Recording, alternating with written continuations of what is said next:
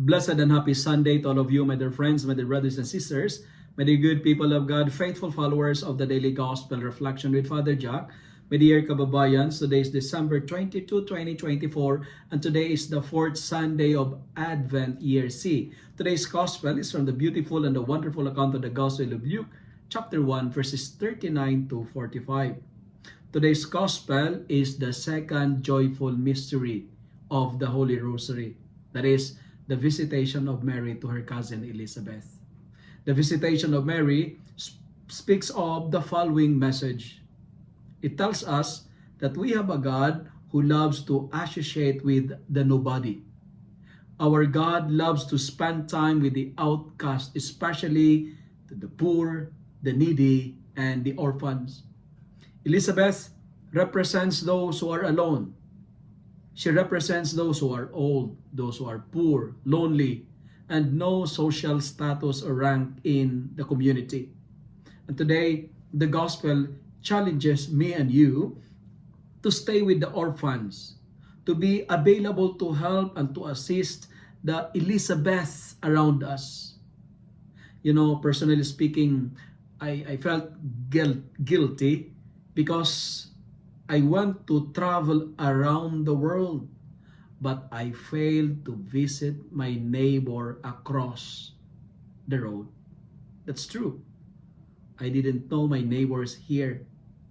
And we are reminded today, personally I am reminded today, to be Mary with so many Elizabeths around me. You know, Mary is a person of action. Why?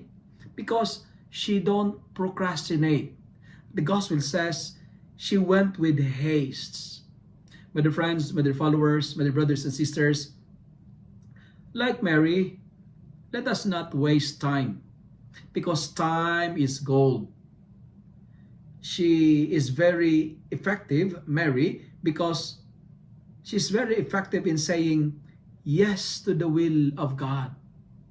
And today, my dear friends, my dear brothers and sisters, allow me to reflect on the haste of Mary. Haste. H-A-S-T-E. The haste of Mary. Letter H. In spite of being the mother of God, she remains humble.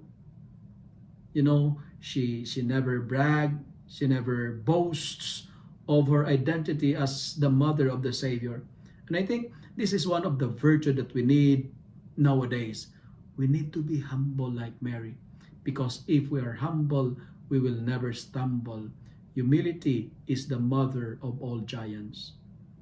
A. Mary, she's always available. My dear friends, God wants our availability, not our ability. Why? Because many has the ability but not available. Able but not available. Like Mary, let us be available for all, especially to the poor. S, in the haste of Mary, Mary, she's sinless since birth to death. And what's the challenge for us for this fourth Sunday of Advent? That like Mary, let our life be full of grace, not full of sin. Because it is sin that makes us unhappy. It is sin that makes our life miserable. Letter T, in the word haste, in spite of being the mother of the Messiah, she placed her confidence with God. And T stands for trusts in the Lord. Mary, she said, let it be done unto me according to your word. But the friends, trust in the Lord, because those who put their trust in the Lord will never be disappointed. And the last letter, Mary, she was Eucharistic. Eucharistic in a sense, she carried Jesus in her womb. She became the new Ark of the Covenant. And like Mary, let our life be the repository of Jesus. But dear friends, the haste of Mary are the following. She's humble, she's available, she's sinless, she continued to trust the Lord, and she's very Eucharistic. And finally, the life of Elizabeth is reminding us of the following truth, that nothing is impossible with God. Elizabeth, in her old age, has conceived a son. Can you imagine that one? She's old. She was known to be barren, but got pregnant. And what's the message of the life of Elizabeth in our spiritual life? You know, it tells us of two messages. Number one, blessings may be delayed, but not denied. But the friends, remember that. Blessings may be delayed, but not denied. That's why during my ordination, I took the Psalm 40 verse 1 as the motto of my ordination. I waited patiently to the Lord. He turned to me and heard my cry. Friends, your greatest blessings are on the way. Your biggest miracles were delayed. Just wait and be patient, because as what I've told you, blessings may be delayed but not denied. And second message that the life of Elizabeth is trying to tell us is this. The life of Elizabeth also reminds us that God loves the seniors. God never forget the oldest. Senior citizens has a special place in the heart of God. But the friends, if you are seniors, do not be sad. If you are in your old age, do not be ashamed being a senior, because God never forget the seniors. And for those who are not seniors yet, like me, like Mary, our responsibility is to spend time with the seniors. The visitation is reaching out towards the old people. Our responsibility is to protect the old, to protect the seniors, to protect the vulnerable, to love the seniors. Why? Because to care for those who once cared for us is one of the highest honors. But friends, love your grandpa, love your grandmas. Never forget to protect and love the old people. I was reminded by what Pope Francis said, and he said, and I quote, "A population that does not care for the elderly has no future." Let me end my reflection with 3 P's. I told you, today's gospel is about the visitation of Mary to her cousin Elizabeth. The second joyful mystery, visitation, reminds us of 3 P's. Number 1, visitation is about our presence.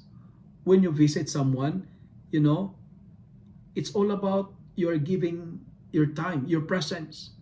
And to visit means to give Jesus to others. And that's what Mary did. And like Mary, let us make a journey outside ourselves. And second P, let our visit always gives pleasure. Elizabeth said to Mary, "The moment your greeting sounded in my ears, the baby within my womb suddenly leapt for joy." My dear friends, my dear brothers and sisters, let your visit gives pleasures. Let your visit gives blessings, not a burden to others. And the final P, God promised a prize to your visit. And what was the prize to the visit of Mary to her cousin Elizabeth? The prize was God remembers His promise to Elizabeth. And what I'm trying to say is this: when you give a blessing, you will always receive a blessing, because God will always remember, because God never forget. Our God has no dementia or Alzheimer's issues. He is always remember His promise. But the friends, Today, as we celebrate the fourth Sunday of Advent, let us be like the angel Gabriel. Let us spread good news. Let us be like Mary. Let us travel outside ourselves. Let us be altruistic and visit so many seniors and old people in our community. And like Elizabeth, always believe that blessings may be delayed but not denied. If you love and like this reflection, kindly share it with your friends, share it with your family, make the Word of God viral so that many will be blessed. Amen.